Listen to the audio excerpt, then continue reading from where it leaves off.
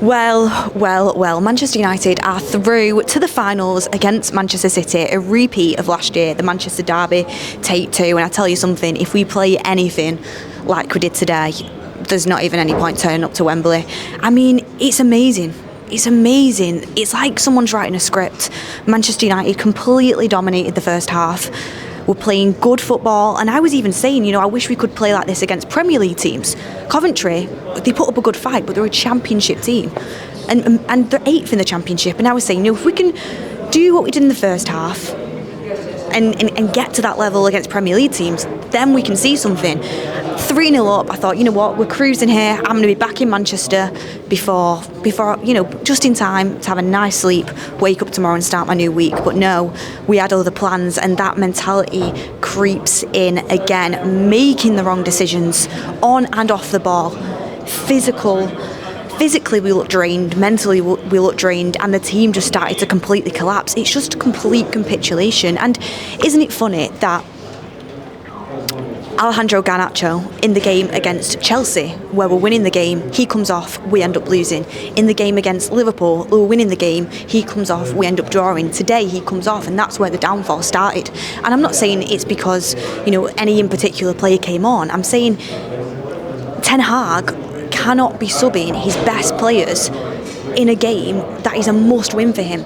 This is something that could save his job. His job is on the line, and you take off Alejandro Garnacho and Kobbie Mainoo, two players who have dragged you through this season, who have been the shining lights of this season, and this is a must-win game. I understand managing minutes. I understand the fact that Kobbie and Alejandro can't play every single game for the full length, but the Premier League's basically written off at this point. We're not in Europe. This is your only chance. This is your only chance to save your job as Manchester United manager, and this is Manchester United's only chance of coming away from this season with something to show for it and having a silver lining. Eriksen into the midfield was an absolute disaster, not only because his legs aren't what they used to be, but you have not only that, Maguire, who was half injured, and Casemiro was a centre-back partnership behind him.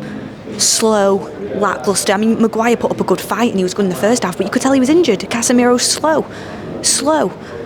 Literally can't keep up with the pace. And this is against Coventry, and then you throw Eriksen into the mix for Kobbie Mainoo, who is giving you all that energy, giving you that legs, was your best player. It's the wrong decision. It's bad in-game management. And I know a lot of people wanted to see Erik ten Hag succeed. Myself, I honestly really wanted it to work out with Eric, and I still do.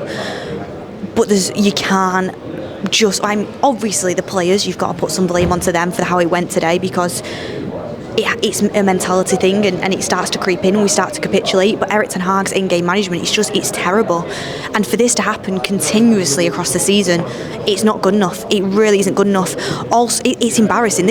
Andre Onana today single-handedly saved us from one of the most embarrassing losses in Manchester United's history. I was sat there in extra time thinking, do you know when that Coventry goal went in and offside by like a fraction helped us out? By the way, the Wan-Bissaka handball is never a handball in a million years, especially when the Grealish one, literally yesterday, didn't get given, and it was way more of a handball than what that one was. Where is the consistency? I feel like Nottingham Forest, where is the consistency? But reffing aside, the offside, we got lucky with that. Andre Onana pleading with the ref, it ended up looking like it went to VAR. He got offside and we had a saving grace. But the penalties, I want to give a big shout out to Andre Onana. Actually, he spoke a little bit here, seemed calm, composed. He's someone who can walk out of here with his head held high. Played the game really well. Yes, he took 2 yellows, which is unfortunate, but he got in the heads of the Coventry players. This is what you have to do. Martinez, and I'm sorry, obviously there's levels. You are against Coventry. It's not as if we were in a World Cup final, but Martinez is the master of doing that. Andre Onana used similar traits today. His personality. He was putting Coventry players off. He made a big save, and he was big in the mind games for the penalty that they missed that ended up sending us through. Rasmus, obviously, a lot of pressure on his shoulders. He's basically been fed nothing the entire game, and he has to go up at 21 years old, first time at Wembley, to score the winning penalty, and he puts it away with ease. The confidence oozes from him. I feel sorry for him. Yes, is he the finished article? No, but he's absolutely working so ridiculously hard, and even against Coventry, you thought he'd get some opportunity, but nothing much there for him. One thing I do want to say, Amad Diallo, I don't get how he's not getting more time. I don't get it. He came on and he was so bright again. and he deserves more minutes. I don't understand why, when we're underperforming so massively this season, especially in terms of scoring goals, why is Ahmad not getting more time? You know, the games he's played now, he came off against Liverpool, had an amazing cameo besides his goal, and his goal was superb. Against Bournemouth, he came on and we ended up winning that half 1-0. The first half we lost 2-1, and then today again he come on and he looked really, really bright. He needs more minutes. It's something I question Ten Hag over. If I can bring out one positive, and it's really tough, I thought Amari Forson came on and did really well and got stuck in and played for the badge. But you know, this is rewarding stuff that is really kind of just basic expectations. I think Forson stood out for looking good because everyone else was knackered and looked so poor. There were so many promising academy players on the bench that I feel like could have come on and done a better job than some of the players that were already on the pitch. One thing I would say is I thought Bruno Fernandes had a good game. I prefer him in that deeper role as an 8, I'm going to be honest. I think he's much more composed on the ball. He dictates the play better. He was someone that I thought played well. He just looked absolutely knackered towards the end of the game. He really did.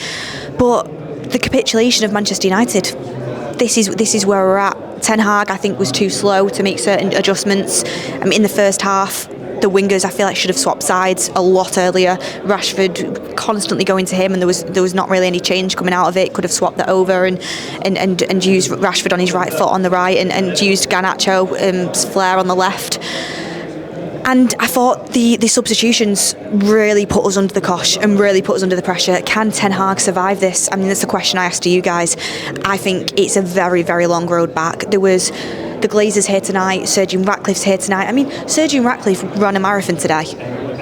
Can he do a job for us in defence? They've got that many injuries. Scott McTominay's just off limping down the mix zone. Rashford's limping now down the mix zone. Injuries are striking us. We look like we just need a break. We look like we need to start from scratch and build our way back up. Do you give Ten Hag that chance or don't you? Because if it wasn't for Andre Onana today, this could have been the most embarrassing capitulation that Manchester United has ever seen, genuinely, and Ten Hag would not have been able to come back for it. And even though we've won the game, I'm going home disappointed because it was such a poor performance in the end. The start, it got me excited and I thought this is going to be a nice easy day out, and then the end it was just so poor. I can't describe how poor it was. It was shambolic. And it's when Dallo and Onana are trying to get the fans up for it, and I get it, but it's the fans have been with you all season. There was United fans leaving Wembley and they've had enough. I always stay till the end because I'm always going to support United through thick and thin no matter what, but fans have had enough of this. It's just the same record on repeat. We need to start from scratch. This season's a write-off. City in the FA Cup final, if you're in it you can win it, but wow, we've got to last more than 13 seconds, which is what we did last year, but it's going to be a really tough game. I'll see you back here for Wembley. I think it's the 25th of May. I think that's the final. It's going to be a tough ask. Man City, if they play like they did yesterday and United won the best game ever, maybe, but anything like we've been this season and we'll get absolutely hounded, and it could be one to forget. But we're in the final. You've got to be in it to win it, and that's the main thing. We're through, and I'm happy we are through. It just feels really bittersweet because of the performance, to be honest. Few little positives I can take out of it, but all in all, wrong substitutions from Ten Hag and this mentality creeping in again. Mistakes, individual mistakes, team mistakes. But look, everyone, get in the comments what you think. Name what you think you would do with Erik Ten Hag and with this team this season. Do we have any chance against City? Let me know. Please hit a like on the video. I was up at 5 a.m. this morning, not going to get home till 2 a.m. and we will see you on the next one.